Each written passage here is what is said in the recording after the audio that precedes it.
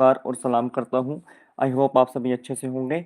आज हमारा जो टॉपिक है, हम वैदिक पीरियड के बारे में पढ़ने जा रहे हैं। वैदिक पीरियड एक मोस्ट इम्पॉर्टेंट चैप्टर रहता है हमारा एंशियंट हिस्ट्री में।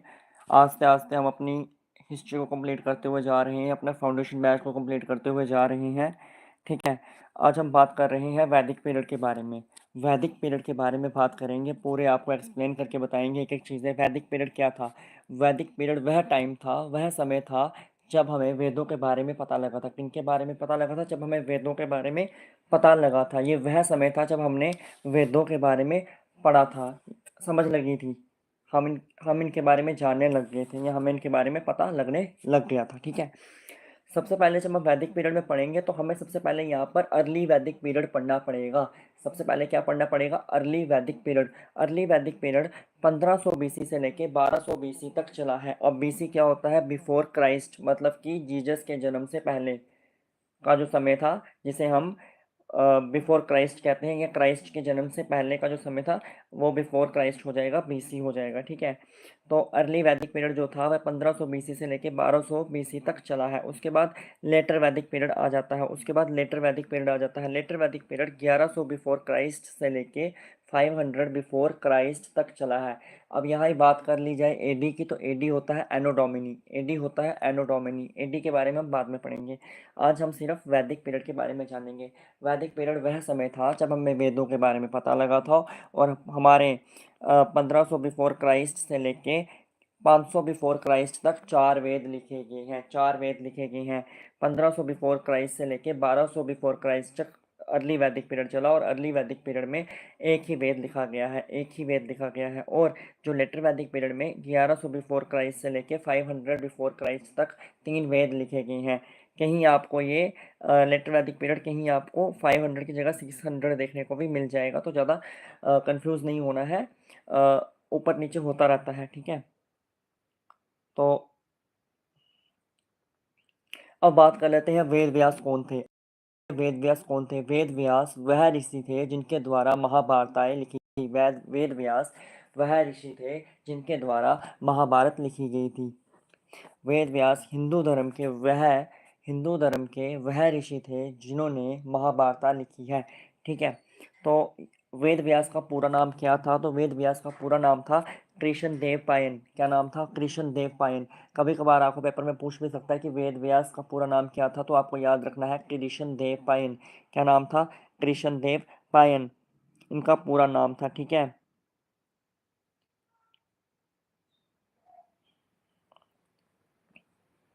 अब बात कर लेते हैं Indo Aryan migration. Indo Aryan migration की किसकी बात कर लेते हैं? इंडो आर्यन माइग्रेशन की। उससे पहले मैं आपको एक बताता हूँ कि ये जो प्रेजेंटेशन बनाने में बहुत ज़्यादा टाइम लगता है। मेरे को प्रेजेंटेशन बनाने में 3 दिन लगे हैं। प्रेजेंटेशन बनाने में पूरे 3 दिन लगे हैं, इसलिए चैनल को सब्सक्राइब करिए, वीडियो को लाइक करिए और मेरे साथ पढ़ते रहिए। तो प्रेजेंटेशन बनाने में बहुत मेहनत लगती है, और बड़े ही ज़्यादा मेहनत करके मैंने फ़ोटो ढूंढ ढूंढ के बनाई है। तो इंडो आर्यन माइग्रेशन, इंडो कौन थे? इंडो इंडोई होते थे पहले भारतीय लोग। इंडोई किसे कहा जाता था? भारतीय लोगों को कहा जाता था। ठीक है, आर्यंस आर्यंस भारतीय नहीं थे, याद रखना। आर्यंस जो थे वह भारतीय नहीं थे, याद रखना। आर्यंस जो थे वह भारतीय नहीं थे, वह भारत में आए थे। और भारत में कहाँ से आए थे? भारत में कहाँ से आए थे? तो ये खैबर दरिया से आए थे। कहाँ से आए थे? खैबर दरे से आए थे, खैबर पास से आए थे। सीधे याद रखो, खैबर पास से आए थे। तो यहाँ पर एक नदी बहती थी, इंदस नदी, ये वहाँ से आए हैं, ये वहाँ से आए हैं। तो ये खैबर दरिया से आए हैं। और एक चीज़ मैं आपको यहाँ ही बता देता हूँ, इनसे जो वैदिक पीरियड से पहले इंडस वैली सिविलाइजेशन थी। वैदिक पीरियड से पहले इंडस वैली सिविलाइजेशन थी, और फिर और ठीक है, इंडस वैली सिविलाइजेशन के बाद वैदिक पीरियड आया है। ठीक है, तो अब मैं आपको बताऊं कि आर्यंस आके कहाँ पर रहे थे। आर्यंस आके कहाँ पर रहे थे? तो आर्यंस आके कहाँ पर रहे थे? तो आर्यंस आके सप्त सिंधु प्रदेश में रहे थे। कहाँ पर रहे थे? सप्त सिंधु प्रदेश में रहे थे। सप्त सिंधु का मतलब हो गया जहाँ पर 7 नदियाँ बहती थीं, जहाँ पर 7 नदियाँ बहती थीं। जैसे कि सिंधु, सिंधु जिसे इंदस नदी कहेंगे, सिंधु जिसे इंदस नदी कहेंगे। विपास ब्यास जिसे कहते हैं, आज के टाइम में जिसे जो ब्यास नदी है उसे विपास कहा जाता था। पहले वैदिक पीरियड में क्या कहा जाता था, तो विपास कहा जाता था। उसके बाद जो झेलम है, आज के टाइम में जो झेलम है, इसका जो वैदिक पीरियड में नाम था उसका नाम था वितास्ता। ठीक है। जो आज के टाइम में रावी नदी है, वैदिक पीरियड में रावी नदी का नाम था परुष्णी। क्या था? परुष्णी। अब जो चिनाब है, चिनाब का वैदिक पीरियड में क्या नाम था, तो वैदिक पीरियड में चिनाब का नाम असिकनी था। ठीक है। उसके बाद जो सतलुज नदी है आज के टाइम में, तो इसका वैदिक पीरियड में क्या नाम था, तो शतुद्री था। क्या था? शतुद्री था। और जो सरस्वती का आज भी सरस्वती ही नाम है और वैदिक पीरियड में भी सरस्वती ही नाम था। ठीक है। अब यहाँ से आर्यंस के बारे में मैं आपको थोड़ा सा एक्सप्लेन करके बताता हूँ। ठीक है। आर्यंस कौन थे? आर्य का मतलब क्या होता है? आर्य का मतलब होता है सुपीरियर। सुपीरियर मतलब सर्वश्रेष्ठ। सर्वश्रेष्ठ मतलब कि सर्वश्रेष्ठ। यहाँ पर सुपीरियर का मीनिंग ये देखा जाएगा कि ये गोरे थे। क्या थे? गोरे थे, फेयर थे। क्या था? इनका रंग क्या था? फेयर था।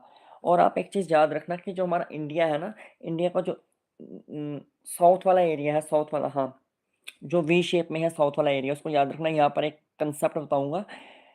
जो यहाँ के लोग थे साउथ के, यहाँ पर क्या बोला जाता था? इन्हें इन्हें बोला जाता था द्रविड़। क्या बोला जाता था? द्रविड़। ठीक है। और जो नॉर्थ के लोग थे, नॉर्थ में आर्यंस रह रहे थे, तो नॉर्थ में आर्यंस कहा गया। बट जो नॉर्थ के लोग हैं इन्हें द्रविड़ कहा जाएगा। द्रविड़ कहते थे। द्रविड़ का मतलब होता है इंटेलिजेंट और आर्यन का मतलब होता है सुपीरियर। अब इंटेलिजेंट देखो, एक चीज़ मैं आपको यहाँ पर बताऊँ कि अ, आप लोग आज भी देखो ज़मीनी आधार पर, तो जो साउथ के लोग हैं वो नॉर्थ के लोगों से ज़्यादा इंटेलिजेंट हैं। ठीक है। नॉर्थ के लोगों से ज़्यादा इंटेलिजेंट हैं। और ये जो नॉर्थ के लोग हैं, ये जिस जोग्राफिकल स्ट्रक्चर में रहते हैं वह पेनिनसुलर है। ये जो जोग्राफिकली स्ट्रक्चर देखा जाए, जो द्रविड़ लोगों का जोग्राफिकली स्ट्रक्चर देखा जाए, तो वह पेनिनसुलर है। पेनिनसुलर क्या होता है मैं समझाता हूँ आपको, पूरा बड़े प्यार से समझाऊंगा। जमीन का वो हिस्सा जो 3 तरह से पानी से घिरा हो, जमीन का वह हिस्सा जो कि 3 तरह पानी से घिरा हो। नीचे की तरफ से भी पानी से घिरा हुआ है, और इस साइड से भी, लेफ्ट साइड से भी और राइट साइड से भी पानी से घिरा हुआ है। ज़मीन का वो हिस्सा जो तीनों तरह से पानी से घिरा हो उसे हम पेनिनसुलर कहते हैं। और ह्यूमिडिटी की वजह से यहाँ पर लोगों का जो कलर कॉम्प्लेक्स था वो डार्क था। ठीक है। तो आज भी यहाँ पर जो लोग हैं वो डार्क कलर के होते हैं, और जो नॉर्थ के लोग हैं वह फेयर होता है। तो हम लोग भी नॉर्थ में रहते हैं, तो हम लोग भी क्या है, देखा जाए तो ज़मीनी आधार पे हम लोग भी आर्यनसी हैं। ठीक है। क्योंकि मैं खुद नॉर्थ में रहता हूँ, नॉर्थ इंडिया में रहता हूँ, तो ठीक है। आप कभी भी हिस्ट्री को करंट से कनेक्ट करके देखना, आप कभी भी हिस्ट्री को करंट से कनेक्ट करके देखना, तो आपको समझ लगेगी। देखो, जो साउथ वाली साइड से हमें कौन कौन बहुत ही ज़्यादा इंटेलिजेंट ब्रेन हमें देखने को मिला। बेस्ट ब्रेन ऑफ इंडिया देखने को मिले हैं यहाँ से। भारत के बेस्ट ब्रेन हमें कहाँ से देखने को मिले हैं? साउथ से देखने को मिले, जैसे कि doctor K Sivan, doctor S Somanath, APJ Abdul Kalam साहब।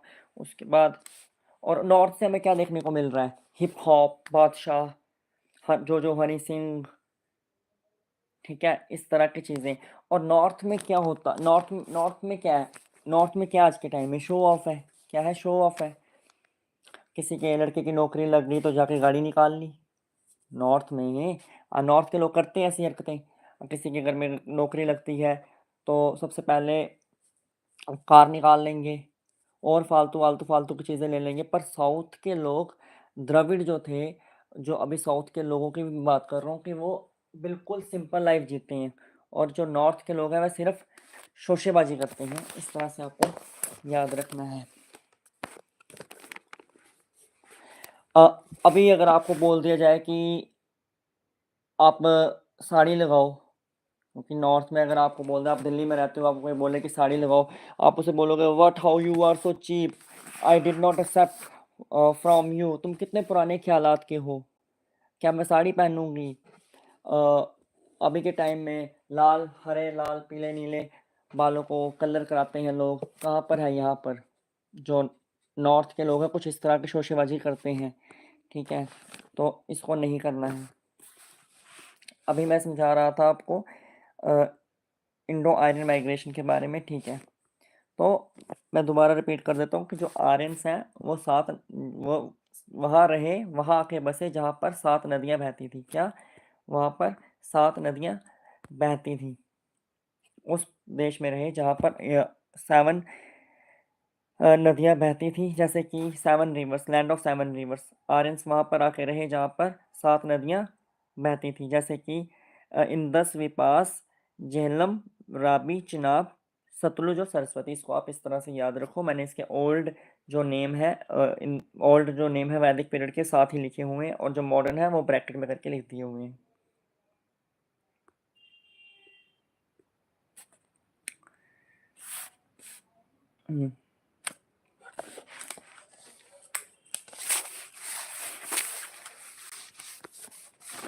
अब बात कर लेते हैं इंडो आर्यन माइग्रेशन के बारे में। मैंने आपको समझा ही दिया। हर इंसान, जितने भी यहाँ पर हिस्टोरियंस हुए, उन्होंने अलग अलग तरीके से बताया कि आर्यंस यहाँ से आए हैं, आर्यंस वहाँ से आए हैं। अब बात कर लेते हैं कि बहुत अलग अलग डिबेट हुई कि आर्यन कहाँ से आए हैं, ठीक है। मैक्स मुलर के आधार पर आर्यन सेंट्रल एशिया से आए। मैक्स मुलर के आधार पर जो आर्यंस थे वह सेंट्रल एशिया से आए हैं, ठीक है। और बाल गंगाधर तिलक के आधार पर जो आर्यंस थे वह आर्कटिक रीजन से आए हैं। और एक चीज़ और मैं आपको बता दूं कि कहते हैं कि जो संस्कृत भाषा है अ, वह आर्यंस लेके आए थे, ऐसा कुछ नहीं है। मैं इस चीज़ को नहीं मानता, क्योंकि संस्कृत भाषा हमारे भारत की ही लैंग्वेज थी, और द्रविड़ लोग संस्कृत भाषा को जानते थे। अब हम पूरा तो पता नहीं है, उस टाइम तो आधार कार्ड तो हमने बनाया नहीं होगा कि हमें लोगों को पता है, बट एक ऐसा बोल सकते हैं कि संस्कृत लैंग्वेज है जो इंडिया के लोग जानते थे, द्रविड़ लोग जानते थे, ठीक है। द्रविड़ लोग उस टाइम भी संस्कृत लैंग्वेज को जानते थे, वह भारत में ही संस्कृत भाषा पैदा हुई थी, या इस तरह से आप समझ सकते हो। बट अगर ये आर्कटिक रीजन से आए थे आर्यंस, और अगर वहाँ पर ये लैंग्वेज थी, तो आज के टाइम में वहाँ पर लैंग्वेज क्यों नहीं है? वहाँ ख़त्म हो गई है, बट इंडिया में तो है ही है ना संस्कृत। अभी भी कई स्कूलों में पढ़ाई जाती है। तो इसको आप सिंपल याद रखिए कि जो संस्कृत लैंग्वेज है वो उसका निर्माण भारत में ही हुआ है, ठीक है। मैं दोबारा यहाँ पर देखना कि ये जो आर्यंस थे कहाँ से आए थे। ये यहाँ से आए हैं। यहाँ आपको मैप दिख रहा होगा इंडिया का, तो कुछ इस तरह से आए हैं। खैबर पास से आए हैं, हिंद कुश की पहाड़ियों से। हाँ, खैबर पास के पास हिंद कुश की पहाड़ियों को क्रॉस करके ये आए हुए हैं। हिंद कुश की पहाड़ियों को क्रॉस करके ये आए हुए हैं। हिंद कुश की पहाड़ियों को क्रॉस करके ये आए हुए हैं, ठीक है। आप ये पढ़ भी सकते हो वीडियो को पॉज करके, वही लिखा हुआ है सेम। एक मिनट, ज़्यादा जूम हो गया, वही सेम चीज़ लिखी हुई है। तो ये आर्यंस थे, कौन सी लैंग्वेज बोलते थे? संस्कृत लैंग्वेज बोलते थे। Sanskrit and Indo European language भी बोला करते थे, ठीक है। इंडो यूरोपियन लैंग्वेज भी बोला करते थे। और हमें याद रखना है कि ये आए कहाँ से। तो बेटा ये खैबर पास से आए हैं। मैंने दोबारा मार्क किया उसको, जो येलो पेन से मार्क है, तो आप देख सकते हो ये खैबर पास में थे, ठीक है। और ये कैसा अपना जीवन व्यतीत किया करते थे? ये ग्रामीण जीवन व्यतीत किया करते थे। कैसा जीवन व्यतीत किया करते थे? तो ये ग्रामीण जीवन व्यतीत किया करते थे, ठीक है। बट इंडस वैली सिविलाइजेशन के लोग बहुत ही ज़्यादा अर्बनाइज्ड थे। इंडस वैली सिविलाइजेशन के लोग बहुत ही ज़्यादा एडवांस थे, अर्बनाइज्ड थे, ठीक है। तो याद रखना आपको, पहले इंडस वैली सिविलाइजेशन आई है, उसके बाद वैदिक पीरियड आया है, ठीक है। यहाँ पर गलती ना करना।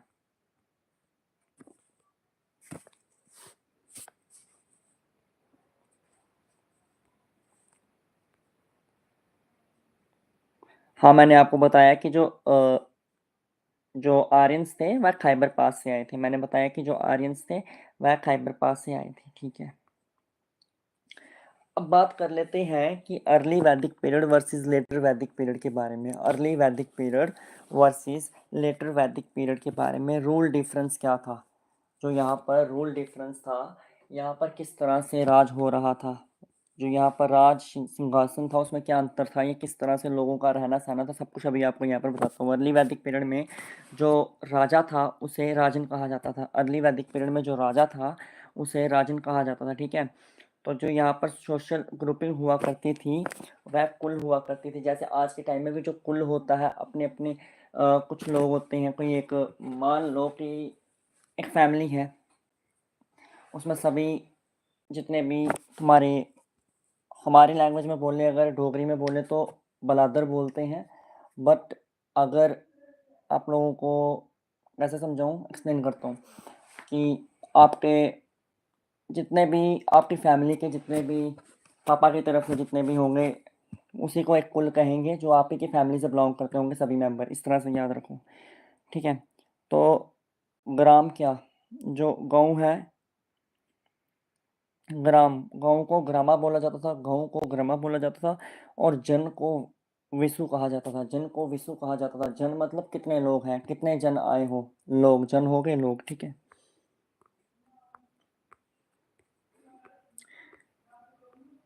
ट्राइबल असेंबलीज होती थी, वो सभा हुआ करती थी, और यहाँ पर ट्राइबल किंगडम्स हुआ करते थे, ठीक है। जैसे भारताज, मत्स्य, युद्ध और पुरुष। बट एक चीज़ आपको और समझा देता हूँ कि jana was the largest social unit in the Rigvedic time. Rigvedic time में जो जना था वो सबसे लार्जेस्ट सोशल यूनिट हुआ करता था। बट लेटर वैदिक पीरियड आते आते यहाँ पर बहुत ही ज़्यादा चेंजेस हो गए, ज़मीन आसमान का फ़र्क हो गया, ज़मीन आसमान का अंतर हो गया। लास्ट में जाते जाते आपको कुछ इंपॉर्टेंट क्वेश्चन भी करवाता हुआ जाऊँगा, ठीक है। जो कल की क्लास थी वो, कल मेरे से प्रेजेंटेशन रेडी नहीं हो पाया था, उसके लिए माफ़ी चाहता हूँ। देखो, लेटर वैदिक पीरियड में क्या हुआ, महाजनपद बन गए। लेटर वैदिक पीरियड में क्या हुआ, महाजनपद बन गए। लेटर वैदिक पीरियड में क्या हुआ, महाजनपद बन गए। अब महाजनपद क्या होते हैं, स्मॉल किंगडम। जैसे कि आपको यहाँ पर ही समझा देता हूँ बिल्कुल आसान तरीके से। जैसे कि जम्मू कश्मीर एक राजा का, है पूरा, एक राजा का एक किंगडम है पूरा, उसका साम्राज्य है। दिल्ली अलग राजा का हो गया, मतलब कि छोटे छोटे राज्य बन गए, अलग अलग स्टेटें, मान लो कि अलग अलग राजाओं के हैं, ठीक है। इस तरह से छोटे छोटे राज्य, उनको महाजनपद कहा गया है, उनको महाजनपद कहा गया है। जैसे जम्मू कश्मीर का एक राजा होगा, पहले टाइम में हुआ भी करते थे, जम्मू कश्मीर का एक राजा हो गया, हैदराबाद का एक नवाब हो गया, या और लगा लो तमिलनाडु का अपना कोई किंग हो गया। इस तरह की अलग अलग स्टेटों के अपने अपने राज्य हो गए। इस तरह का महाजनपद यही होते हैं, स्मॉल किंगडम, छोटे राज्य, ठीक है। छोटे राज्य राजवाड़े, इस तरह से समझना। यहाँ पर क्या होने लग गया, राजसू कंसोलेशन सेरेमनी होने लग गई, ठीक है। राजसू क्या था मैं आपको समझाता हूँ। यहाँ पर कोई राजा है, ठीक है, कोई राजा है, वो राजा बन गया तो वो अपना राज्याभिषेक कराएगा, ठीक है। बड़े सारे पुजारी आएंगे, राज्याभिषेक कराएगा, अपने आप को राजा डिक्लेयर करेगा, तो वो था राजसू, राज हुआ, ठीक है। अब वाजपेयी क्या था, वाजपेयी को समझना। वाजपेयी बहुत ही ज़्यादा इम्पोर्टेंट भी हो जाएगा, और मैं आपको यहाँ पर समझाता हूँ कि जो चैरिट रेस, इसको समझाता हूँ। जो राजा था ना, वह अपनी रानी के साथ, जब राजा बनता था तो वह अपनी रानी के साथ पूरे रथ, अपने रथ के ऊपर बैठ के, पूरे अपने राज्य का चक्कर लगाता था, और कई दिनों तक अपने राज्य को देखता था, और जो राज्य में और लोगों से जा के बातें करता था, जो भी दिक्कत होती थी वह पूछता था, ठीक है। और जहाँ पर उसको रुकने का मन करता था वहाँ वो रुक भी जाता था, और प्रजा उसकी बहुत ही रिस्पेक्ट करती थी क्योंकि वह राजा था। तो यही था वाजपेयी।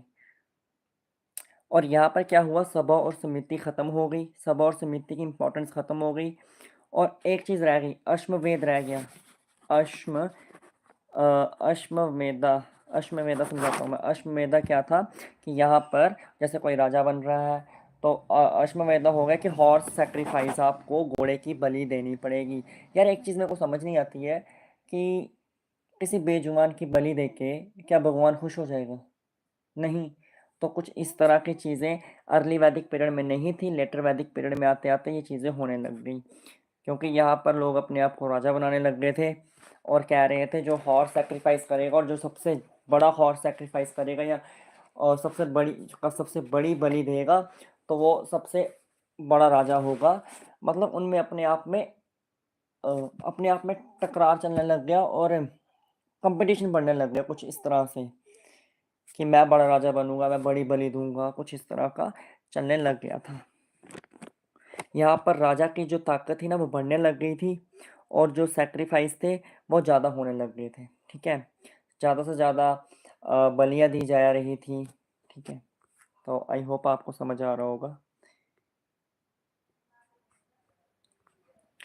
अब देखते हैं अर्ली वैदिक पीरियड और लेटर वैदिक पीरियड में रिलीजन डिफरेंस को समझते हैं। अर्ली वैदिक पीरियड में और लेटर वैदिक पीरियड में रिलीजन डिफरेंस को समझते हैं। ठीक है, क्या यहाँ पर धार्मिक अंतर आया है? ठीक है, देखो अर्ली वैदिक पीरियड में मैंने कल भी बताया था आपको, बट कल मैं पीपीटी नहीं लेके आया था तो आप इतने अच्छे से नहीं समझ पाए होंगे।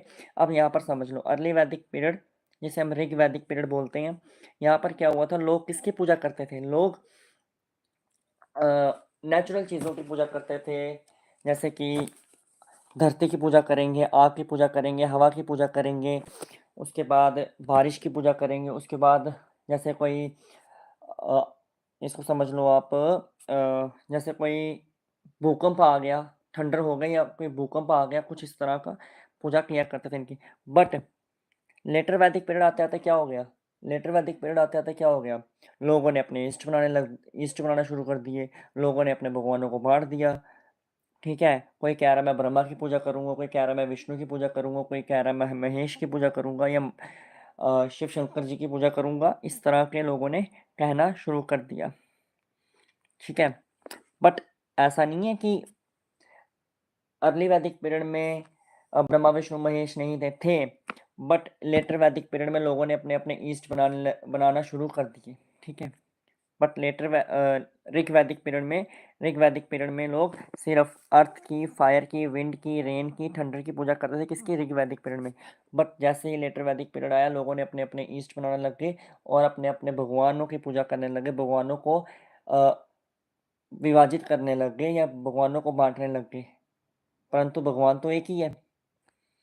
अब देखो, ऋग वैदिक पीरियड में हमें कोई भी मंदिर नहीं देखने को मिला, ना कोई मूर्ति हमें यहाँ पर देखने को मिली। कह रहे कि यहाँ पर लोग किसी भी कोई मंदिर नहीं था और यहाँ पर कोई सी भी मूर्ति की पूजा नहीं होती थी। बट यहाँ पर क्या हुआ, जैसे लेटर वैदिक पीरियड आया, यहाँ पर जो प्रेयर थी, यहाँ पर लोग ऋग वैदिक पीरियड में लोग ना प्रार्थना किया करते थे। बट जैसे ही लेटर वैदिक पीरियड आया, यहाँ पर लोगों ने प्रार्थना को ख़त्म कर दिया और यहाँ पर रिचुअल और सैक्रिफाइस होने लग गए, रिचुअल और सैक्रिफाइस होने लग गए।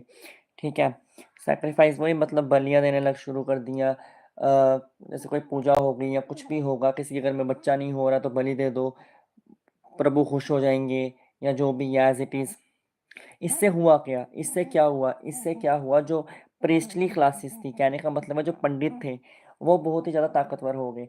क्योंकि जो भी बलियाँ जो भी कहने का मतलब है कि जैसे प्रीस्टली क्लासेस, जैसे कोई किसी को बलि देगा तो बलि देने की एक पूरी एक सेरेमनी होती है, मतलब पूरा एक तरीका होता है कि किस तरह से देनी है। जिस इंसान को नॉलेज नहीं होगा, क्या वो दे पाएगा? क्या नहीं दे पाएगा? ठीक है, तो अगर किसी हिंदुइज्म में देनी है तो उसको सबसे पहले पंडित को बुला के लाना पड़ेगा। ठीक है, पंडित को बुलाएगा, पंडित मंत्र उच्चारण करेंगे तो फिर ही बलि दे पाएंगे। ऐसा तो ना कि निकाला चाकू तो मारा गर्दन पे तो हो गई बलि, हो गए काम तमाम। नहीं, फिर तो मजाक हो गया। तो अब जिसको आप पंडित को बुला रहे हो, पंडित मंत्र उच्चारण कर रहा है, तो जो पंडित मंत्र उच्चारण कर रहे हो, जो उसके रिचुअल परफॉर्म कर रहा है, मतलब कि रिचुअल परफॉर्म कर रहा है। ये हिंदुइज्म में नहीं था, ये आप लगा लो इस्लाम में भी था। उसमें भी था, वहाँ पर भी अगर आपको मौलवी साहब को बुलाना पड़ेगा, वो भी कुछ ना कुछ बोलेंगे, तो फिर ही बलि देंगे, या वो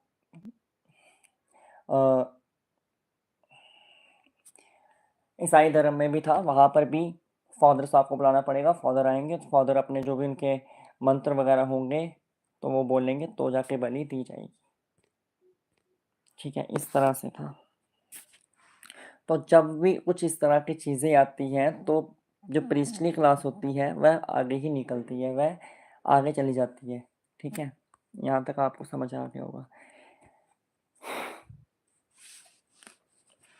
अब बात करें अर्ली वैदिक पीरियड वर्सेस लेटर वैदिक पीरियड में इकोनॉमिक डिफरेंस, मतलब कि इसमें अर्थव्यवस्था पर क्या प्रभाव पड़ा है। तो देखो, अर्ली वैदिक पीरियड में लोग क्या करते थे, लोग सिर्फ इनकम का जरिए क्या था लोगों का, तो वो घोड़ा चला देते थे, मतलब कि घोड़ा गाड़ी चलाते थे, कृषि कर दिया करते थे, नौका चला दिया करते होंगे, या एनिमल हस्बेंड्री कर दिया करते होंगे, कुछ इस तरह का। और यहाँ पर बार्टर सिस्टम भी था, बार्टर सिस्टम भी था। ठीक है, बार्टर सिस्टम मतलब कि लेन देन करने वाला हिसाब। ठीक है, जैसे कि तुम्हारे पास चावल है और मेरे पास आटा है, मैं तुम्हें आटा दूंगा, तुम मुझे चावल दे दोगे दुकान पे जाके। आज के टाइम में तुम ऐसा करोगे, होएगा? आज के टाइम में तो पैसों वाला काम चलता है। तो ये हो गया बार्टर सिस्टम। अब लेटर वैदिक पीरियड में हम समझें, लेटर वैदिक पीरियड में क्या था।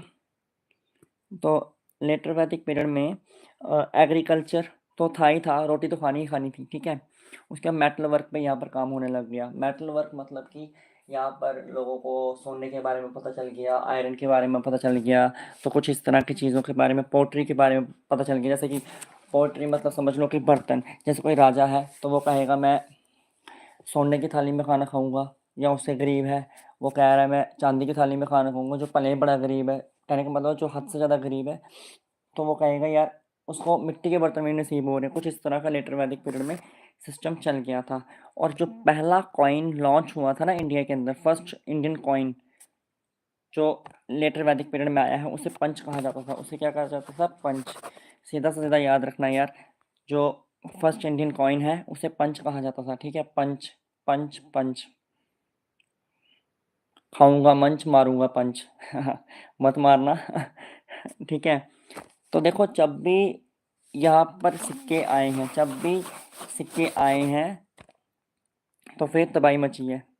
ठीक है, पर लेटर वैदिक पीरियड में देखो यहाँ पर जो कॉइन्स कॉल्ड पुराण, ये कुछ इस तरह के यहाँ पर नाम दिए हुए हैं, 6th सेंचुरी की ये बात की गई है। ठीक है, अभी हमने बहुत कुछ पढ़ना है यार, पूरी एंशियंट हिस्ट्री को कवर करना है, पूरी एंशियंट हिस्ट्री को कवर करना है। उसके बाद लेटर वैदिक पीरियड में सॉरी, एंशियंट हिस्ट्री को कवर करना है, उसके बाद मेडिवल हिस्ट्री में जाना है, उसके बाद मॉडर्न में भी जाना है। ठीक है, आस्ते आस्ते करेंगे अपना फाउंडेशन बैच को कंप्लीट। ठीक है, अगर आप हमारे साथ जुड़े हो तो बहुत बहुत धन्यवाद आपका। अर्ली वैदिक पीरियड वर्सेस लेटर वैदिक पीरियड में सोसाइटी डिफरेंस क्या था, यहाँ पर समाज कैसा था, किस तरह से लोग रह रहे थे, रहन सहन। तो यहाँ पर देखें अर्ली वैदिक पीरियड में, तो यहाँ पर लोग की इम्पोर्टेंस क्या थी। लोग कौ को, हॉर्स को, शीप को, एलिफेंट को, मतलब कि जानवरों को बड़ी इंपॉर्टेंस दिया करते थे। बट यहाँ पर लेटर वैदिक पीरियड आते आते क्या हुआ, वर्ण सिस्टम लेस हो गया। ठीक है, और बेस्ड ऑक्यूपेशन पे ज़्यादा चला गया, ऑक्यूपेशन पे ज़्यादा चला गया। यहाँ पर औरतों की रिस्पेक्ट बहुत ज़्यादा थी, औरतों की रिस्पेक्ट बहुत ज़्यादा थी। जो लेडीज़ होती थी या वुमेंस होती थी, इनकी बहुत रिस्पेक्ट थी, और इनको हर मीटिंग में बुलाया जाता था, हर कॉन्फ्रेंस में इनको बुलाया जाता था। ठीक है, और बट लेटर वैदिक पीरियड आते आते क्या हुआ कि जो औरतें थीं इनकी रिस्पेक्ट भी कम ही कर दी, और इन्हें कहा आप सिर्फ चूल्हा चौका संभालिए और आपको किसी भी मीटिंग में आने की अनुमति नहीं है। ये गलत कर दिया था। उसके बाद यहाँ पर अर्ली वैदिक पीरियड में क्या हुआ था, सोसाइटी डिफरेंस में यहाँ पर लोग हार्डकोर नहीं थे, यहाँ पर लोग कट्टरपंथी में नहीं थे। बट लेटर वैदिक पीरियड में आते आते लोग कट्टरपंथी में आ गए थे। ठीक है, यहाँ पर कॉस्ट बेस्ड ऑक्यूपेशन हो गया। अब मैं आपको यहाँ पर समझा देता हूँ, एक चीज़ समझा देता हूँ, वेट करना।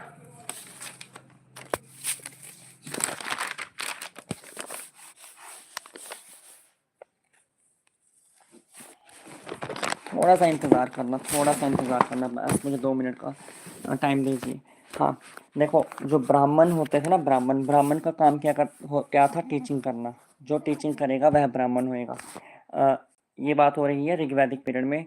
जो टीचिंग करेगा वह ब्राह्मण होगा, उसका उसका बेटा जो करेगा कर्म के हिसाब से उसे उसे बांटा गया था, जैसा उसका काम होगा उसी हिसाब से वो जाना जाएगा। ठीक है, अगर कोई ब्राह्मण है तो वह टीचिंग करेगा, और अगर ब्राह्मण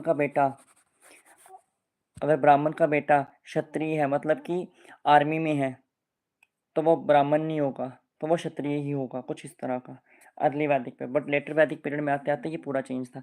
जो ब्राह्मण होगा, ब्राह्मण का बेटा ब्राह्मण ही होगा, और आज के टाइम में भी ऐसा ही है। ब्राह्मण का मतलब होता है टीचिंग, जो टीचिंग करेगा, जो पढ़ाएगा, जिसके पास नॉलेज है, जो अपना नॉलेज बांटेगा आपको। फॉर एग्जाम्पल मैं अगर टीचिंग कर रहा हूँ तो मैं कर्म के हिसाब से ब्राह्मण हूँ, बट एक्चुअली में मैं ब्राह्मण नहीं हूँ।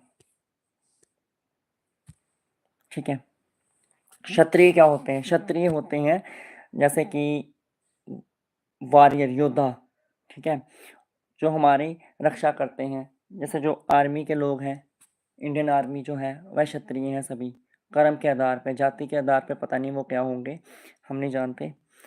और अर्थव्यवस्था, जो अर्थव्यवस्था या व्यापार करेगा वह वैश्य होगा। कौन होगा? वैश्य होगा। जितने भी बिजनेसमैन हैं वह सारे क्या है? वैश्य हैं। अब अब यहाँ पर याद रखो, जो सबकी सेवा करेगा, जो सबकी सेवा करेगा वो शूद्र होगा, जो सबकी सेवा करेगा वो शूद्र होगा। बट आज के टाइम में क्या होता है, किसी को शूद्र बोल दो तो वो अपने अंदर ऐसा महसूस करता है कि मुझे किसी ने गाली दे दी। ठीक है, कुछ इस तरह का वो ऐसा महसूस करता है, बट ऐसा नहीं है। आज के टाइम में जितने भी गवर्नमेंट एम्प्लॉयज़ हैं, जितने भी गवर्नमेंट एम्प्लॉयज़ हैं, कौन है? वो सब शूद्र हैं। कौन है? शूद्र हैं, जो सबकी सेवा कर रहे हैं, या जो समाज की सेवा कर रहे हैं। समाज सेवा कर रही हैं, किसकी सेवा कर रहे हैं? जो गवर्नमेंट एम्प्लॉय है किसकी सेवा कर रहे हैं? अगर कोई गवर्नमेंट टीचर है, बच्चों को पढ़ा रहा है, गवर्नमेंट स्कूल में बच्चों को पढ़ा रहा है, तो क्या कर रहा है? वो समाज की सेवा कर रहा है, एज इट इज़। तो वो भी अपने कर्म के आधार पर शूद्र ही है। ठीक है, ये मैंने आपको समझा दिया। यहाँ पर कोई भी चाइल्ड मैरिज नहीं था। ऋग्वैदिक पीरियड, या जिसे अर्ली वैदिक पीरियड बोलेंगे, यहाँ पर चाइल्ड मैरिज नहीं होती थी। बट लेटर वैदिक पीरियड आते आते यहाँ पर चाइल्ड मैरिज भी शुरू हो गई। समझ लो कि कोई अगर 50 साल का बुढ़ा है पर वो राजा है, चाहे 50 साल का बूढ़ा व्यक्ति है और वो राजा है। ठीक है, वो उसको कोई 15 जा रहा था अपने कहीं, मतलब कि अपने जितना भी उसकी जो साम्राज्य होगा, जितना भी वह जा रहा होगा प्रजा से मिलने। चलते चलते उसको अगर कोई 15-16 साल की लड़की पसंद आ गई, और उसने उसके माँ बाप को पैसे दे के लड़की को ख़रीद लिया, तो उस लड़की से उसने शादी कर दी। तो कुछ इस तरह का किया। तो और उसके सो कॉल्ड माँ बाप जिन्होंने अपनी बेटी को बेच दिया, वो बेटी अपने माँ बाप की पूजा करती थी। तो कुछ इस तरह की यहाँ पर चाइल्ड मैरिज बिकम ट्रेंड, यही होता है चाइल्ड मैरिज ट्रेंड। ठीक है, तो ये लेटर वैदिक पीरियड में चल पड़ा था। तो ये चीज़ मेरे को आपको समझाने के लिए थी, मैंने गलत बात आपको कोई नहीं समझाई, जो एक जेन्युइन तरीके से आपको समझाया। ठीक है, आगे के लेक्चर में हम चाइल्ड मैरिज के बारे में मैंने आपको समझा दिया कि चाइल्ड मैरिज क्या होती थी। लड़कियों का छोटी उम्र में विवाह करा देना, चाहे वो किसी भी एज का व्यक्ति क्यों ना हो। ठीक है, और कुछ नहीं मैंने आपको बताया। आई होप आपको ये लेक्चर पसंद आया होगा।